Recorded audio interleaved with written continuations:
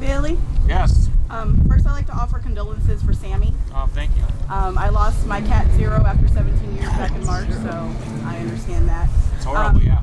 But you being involved in wrestling, were you a fan of Glow growing up, and are you planning on incorporating maybe that back into the world? No. No? I mean, I watched Glow when I was a kid, and I remember it. It was kind of weird, I thought. I didn't quite understand it. I understand more now, obviously. Did you watch the documentary that they came I out did, with? yeah. I think they even used one of our songs for a trailer or something. But, because I'd said in an interview I'd done the song in honor to the Glow girls. It's some extant memory in my mind. But the thing about Glow is, up until that point, women on television vis-a-vis wrestling were very, very one-dimensional. So it was an attempt to sort of bring women's stories, and it's actually quite pioneering. And after that, then the landscape of how women were portrayed in terms of wrestling changed. Stuff that we would think now is not a big deal, but back then was actually a big deal because it was very much a male-driven sport, even though there were women. But they were portrayed very, very, I mean, it was like total cookie cutter, like good girl, bad girl. Yeah. There wasn't much storyline back then. So. That's it? All right, cool, thanks. It's been a long time since the residency over at the Fillmore and then elsewhere. It was really interesting kind of looking at the video at the time and kind of getting the sentiment from your side. I remember going there and from a fan perspective. Like, You're talking about the Fillmore shows? The Fillmore shows. Like, I got to go into one, and that stuff sold out in 2 seconds, and I had to find some guy on Craigslist. I got in some way, and it was just like, all right, it was there, and it felt like the energy was really great, and the encores were just like, all right, can we do it? Yeah, okay, here we go. And just kind of seeing it after the fact, it was like, all right, I wasn't sure if you guys were having as much fun as I thought the fans really were at the time. And well, you might have seen a good night. You've seen a good night, you know. Mm-hmm. I mean, obviously, any documentary is a sort of distillation of a. Is that a word? Yeah. Yes. Thank you. A distilled perspective. But we did 21 residency shows between Asheville and San Fran. Right. So at some point, you do see a commonality. Mm-hmm. And I would also argue or point out that the sentiment that was exhibited, or at least let's call it the symbolic sentiment that was exhibited in If All Goes Wrong, that didn't change after the fact. In fact, it got way worse. And if you follow the band's trajectory through 2007, 2008, post that, I mean, the mood soured considerably, which ended in the very tumultuous 20th anniversary tour, where only in Pumpkinland does the 20-year vision, which at that point was, you know, collectively represented by JCI and then whoever was around, Jeff being one of them, meeting this expectation, which in hindsight is way, way clearer than it was at the time. I mean, you can see we're figuring it out as we go. Sure. Now that you look back, whatever it is, 7 years later, since say through the 2008 tour, the greatest hits culture, the whittling down of rock culture to where it's like literally people wear the t-shirts, get the haircuts, and they represent absolutely nothing about DIY culture, alternative culture, and they're not punished for it. In the old way, if you try to be like, I look like the Ramones, I mean, you would have been crushed by the alternative media. You would have been absolutely crushed. Now, if a pop star kind of takes on the look, they're celebrated. So they get to borrow from our world, they get to play in our world with absolutely no downside. But if I play in their world, here comes the alternative media to crush me. You're a fucking sellout, you're this, you're that. You can't have it both ways. And it really started with when rap culture mainstreamed, you know, in the sort of Biggie Smalls, you know, the West Coast era, when that mainstreamed into alternative culture, which it should have, there was a lot of great music there. I don't think we look back now and say that was a shit movement. It was actually a very poignant time. And the stepping out of a musical culture that's still very vibrant today. So it's not a musical argument. But when that mainstream, the value systems of that world, which were very, very different from a white DIY, you know, what chord am I playing, what t-shirt am I playing, and it was suddenly about Benzes and rims and again, nothing negative about it, but when that culture celebrated a its material excess when it had spent the last 20 years punishing alternative musicians for even coming remotely near success. Hence Kurt Cobain wearing the t-shirt, corporate magazines still suck, on the cover of Rolling Stone. I mean, our generation had to deal with this onslaught about integrity, and here comes another generation that has no connection to it, doesn't care, and they're actually celebrated for it, and you sit back and go, okay, cool. Now you're dealing in different value systems. Fast forward into subsequent generations, that was Gen X's sellout. Right, swan song almost. Here's Pumpkins. Me and Jimmy are like, we're gonna pick it up right back where we left off, and here comes Gen X like, actually no, not interested. Don't give a fuck about those values. In fact, we just like playing in them. We're more than happy to celebrate and support people that have no connection to these value systems. And you now get in line with the other bands, play them hits, and shut the fuck up. Yeah. Which really led to the whole Tear Garden period. So for me, I consider it a very fertile time, because as an artist, I want to know the truth. Right. For anybody who follows astrology, I'm a Virgo rising, which means you want to know the truth. That is you'd rather know the truth than not.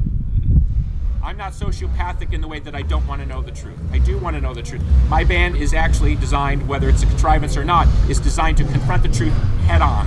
Because Billy, James, Darcy, and Jimmy made an evaluation in 1988, 89 that there was the only thing left to do in rock and roll was to go straight at it. Blow the myths up. Because we weren't going to be better than Led Zeppelin, we weren't going to be better than the Black Sabbath, we weren't going to be better than the Beatles, so the only thing left to do was to kill it all. We were actually rewarded for it, and you're like, great, this is pretty cool. We can play in these worlds. We can destroy them. We can pick up and create new pieces. We can combine Echo and the Bunnymen with heavy metal, and you think, wow, this is a celebration of values. This is a celebration of a DIY culture like finally manifesting. And we never lost sight of the people that had, made the trail for us, whether it was New Order or whatever. It doesn't matter. We always had a perspective about who our forebears were. Mm-hmm. And here you are marching along, and then here comes the 2000. It's like, sorry, not interested anymore. Same thing happened with the 60s. So I think it's a very unique moment in time in that we actually captured that schism. Yeah. Never to return. No, and it must be interesting from the fan side, right? Because most of what you see, like, loud and presented, either at the concerts or online and Twitter and whatnot, seems to have more of this negative. It's just so much easier. I was at all Not the so much residency anymore, shows. though. Not so much anymore. I don't think. That's great. I think the mood, for me, social media mood is very positive. No, that's fantastic. Now, whether we killed off the audience that we would have had we played nice, and they're not there to argue, right? Sure. I mean, based on the Pumpkins' legacy alone, and based on Manson's alone, without even being together, we should sell out this place, no problem. But you live in a world that does not celebrate our accomplishment. So you see lesser people come through here. They're able to sell a whole lot more tickets because literally it's like, it's a fun time. Which is great. It's like, you want to go to Disneyland, ride that ride, that's okay. That's not the ride I built. Sure. So what you see now, I think, is, let's call it like a 5.0 version of the Pumpkins. A musical juggernaut that can go in any direction and literally has survived what I call the cockroach phase. Like the bomb went off, right? Here's the atom bomb. The bomb went off. The bomb went off, whether it went off in 96, 2000, 2007, 2008, doesn't matter. Whatever bombs are going off, still here. Jimmy's still here. Still very potent. And in the world that no longer celebrates musicality, actually being musical is our greatest strength. Being facile is our greatest strength, because literally the generations that are coming up, they can't move. They cannot move. They are like in one fucking lane. They are adherent to their audience, they adhere to social media, they adhere to trend. Now the audience can celebrate it and pretend like it's the greatest, newest thing until they discard them and they go on to the next thing. Real lasting power in this world now, generationally speaking, is The Who, is the Grateful Dead, you know what I mean? Is Fish or Dave Matthews or Foo Fighters, people who can actually play and actually move with the audience and have a conversation. Now, is that everything in the musical world? No, but it's basically now it's an immovable force because you can't get rid of it. So now that we've survived all that, well, here we are. So you actually see growth again because it's actually rare. Where 7 years ago, it was a negative. Right. Why the fuck are you doing 30-minute jams? Every day now on Twitter, Please play Gossamer. Please play As Rome Burns. Please play all these songs that somehow nobody wanted to hear back then. Pretty funny. Wow. Yeah. Anybody else? What has been Didn't you already ask a question? What are you reading right now? Nothing. I sort of started reading a book about Mildred Burke, who was like a pioneering female wrestler. Speaking of female wrestling. And then it's hard to read on tour, honestly. The concentration level is ADD. Feel like just with all the singles and the big hits and have you ever feel like just having Cheer Garden by Kaleidoscope, just that specific only without any fiction?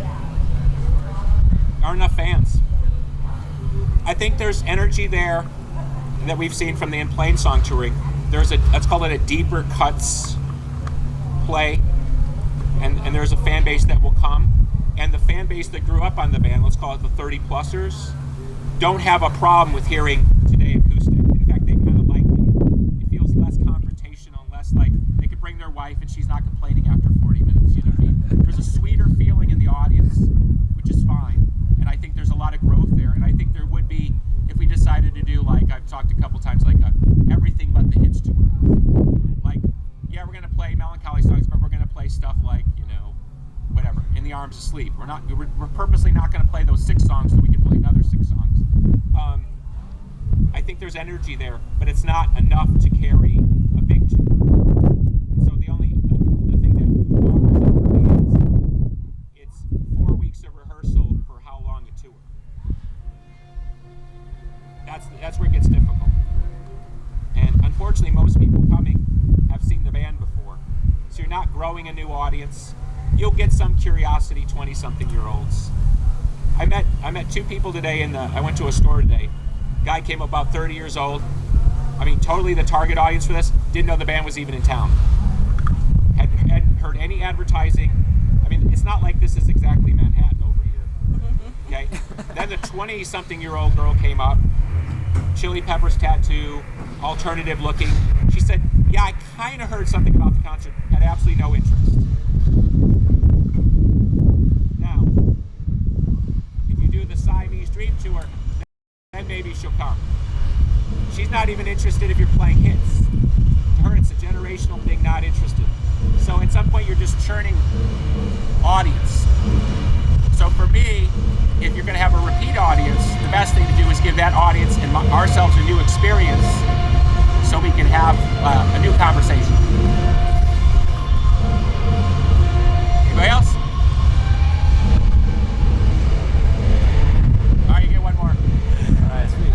I mean, coming back to it, looking at kind of the transition of music over time, and just like the 60s and coming through that, like we were about to go see The Who just pretty recently, and so there is kind of this like flow, the younger generation, like I can appreciate it from my dad playing an opening for Journey back in the 60s and being like, wow, that's really cool. I didn't appreciate it a lot growing up, but now I can just say, I see what you've been through and what you did and how music has evolved, and I can kind of return and see kind of what music is doing today and what it did for me, and go back and appreciate what they did now. All good, but the difficulty is the appreciation tends to be 20 or 30 years too late. Right.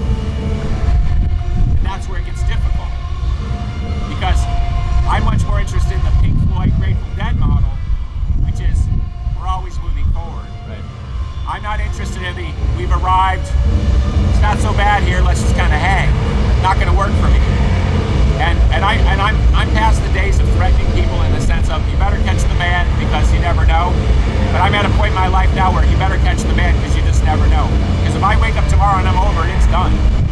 And I don't mean done like no more pumpkins. I'm not talking about that. I'm talking about how many times can I play chair rock? How many times can I play those songs in that context, in that way, with this voice? There's a point where it's like it's no longer an experiential thing for me. This is the perfect time where he's at, I'm at. This is the perfect moment to do this.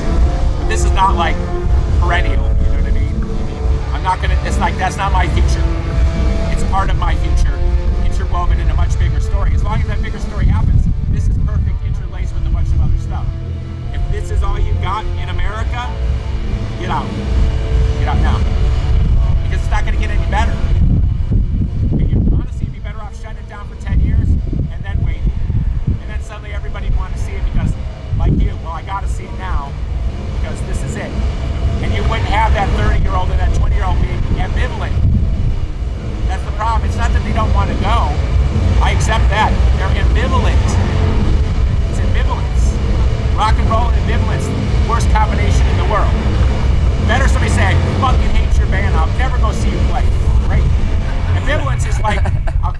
tomorrow? What tomorrow? What tomorrow? Last one. Nobody else? No. She was first. Okay. What album has been your most enjoyable recording experience, and what has been your not so enjoyable recording experience? They're all painful, and I all regret doing all of them. And the only thing I can akin it to, and I mean this in all due respect, having talked to women who've had children, is they talk about the pain of childbirth and how they don't remember it.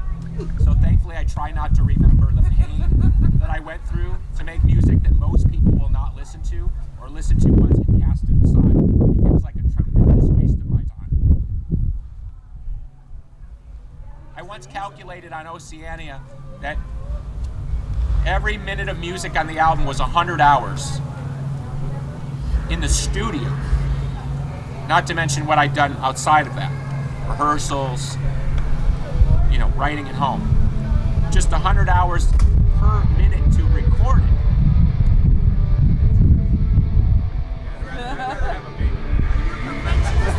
What's that? No. I can't do anything else. That's the problem. God bless you. Thank you. Thank you.